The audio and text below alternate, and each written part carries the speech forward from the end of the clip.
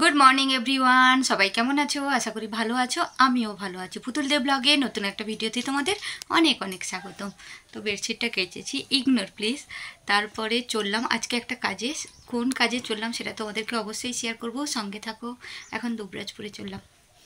হ্যাঁ, বলে দিই, তাও একটু বলি, আমি একটা নতুন কাজে জয়েন করেছি। ওই কাজের জন্য আজকে যাচ্ছি। কাজটা কি তোমাদেরকে একটু পরেই বলছি, সঙ্গে থাকো।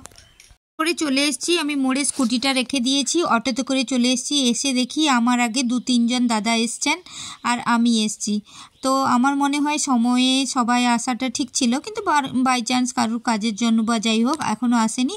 পরপর তারপরে অনেক সময় লাগলো, মানে মোটামুটি আধা ঘন্টা বসার পরে পরপর প্রোগ্রামটা শুরু হলো। এই যে বোন, এর নাম রিম্পা, এও আমাদের সাথে কাজে যুক্ত। এবার বলে ফেলি কাজটা হলো, হ্যাঁ, এখানে আমাকেও ডাকা হয়েছিল আমাদের যে সিনিয়র পার্সনদেরকে সম্মান করার জন্য, মানে উত্তরণীয়, তারপরে ফুলের তোড়া এগুলো দেওয়ার জন্য। তারপর আমিও ছিলাম, আমাদের বাকি দাদারা ছিল, বোনেরা ছিল, এই ভাইটাও ছিল।